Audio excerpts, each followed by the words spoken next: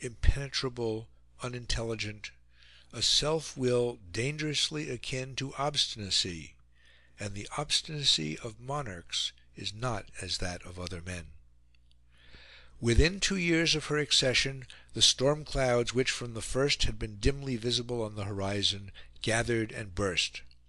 Victoria's relations with her mother had not improved. The Duchess of Kent, still surrounded by all the galling appearances of filial consideration, remained in Buckingham Palace a discarded figure, powerless and inconsolable. Sir John Conroy, banished from the presence of the Queen, still presided over the Duchess's household, and the hostilities of Kensington continued unabated in the new surroundings. Lady Flora Hastings still cracked her malicious jokes. The animosity of the Baroness was still unappeased. One day Lady Flora found the joke was turned against her. Early in 1839, travelling in the suite of the Duchess, she had returned from Scotland in the same carriage with Sir John. A change in her figure became the subject of an unseemly jest. Tongues wagged, and the jest grew serious. It was whispered that Lady Flora was with child. The state of her health seemed to confirm the suspicion. She consulted Sir James Clark, the royal physician, and after the consultation Sir James let his tongue wag too. On this the scandal flared up sky high. Everyone was talking.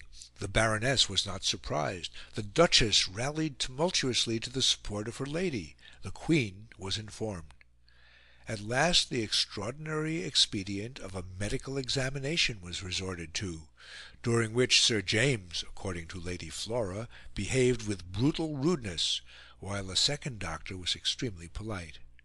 Finally both physicians signed a certificate entirely exculpating the lady.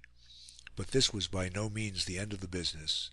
The Hastings family, socially a very powerful one, threw itself into the fray with all the fury of outraged pride and injured innocence. Lord Hastings insisted upon an audience of the Queen, wrote to the papers, and demanded the dismissal of Sir James Clark. The Queen expressed her regret to Lady Flora, but Sir James Clark was not dismissed. The tide of opinion turned violently against the Queen and her advisers. High society was disgusted by all this washing of dirty linen in Buckingham Palace. The public at large was indignant at the ill treatment of Lady Flora. By the end of March the popularity so radiant and so abundant with which the young sovereign had begun her reign had entirely disappeared. There can be no doubt that a great lack of discretion had been shown by the court. Ill-natured tittle-tattle, which should have been instantly nipped in the bud, had been allowed to assume disgraceful proportions, and the throne itself had become involved in the personal malignities of the palace. A particularly awkward question had been raised by the position of Sir James Clark. The Duke of Wellington, upon whom it was customary to fall back in cases of great difficulty in high places, had been consulted upon this question, and he had given it as his opinion that, as it would be impossible to remove Sir James without a public inquiry, Sir James must certainly stay where he was. Probably the Duke was right, but the fact that the peccant doctor continued in the Queen's service made the Hastings family irreconcilable, and produced an unpleasant impression of unrepentant error upon the public mind.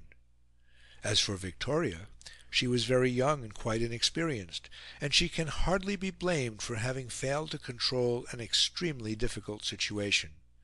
That was clearly Lord Melbourne's task.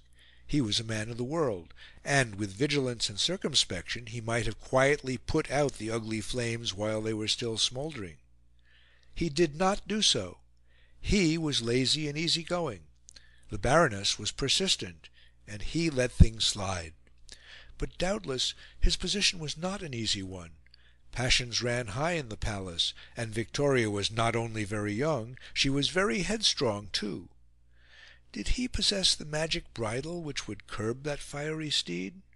He could not be certain. And then, suddenly, another violent crisis revealed more unmistakably than ever the nature of the mind with which he had to deal. End of Chapter 3, Part 2.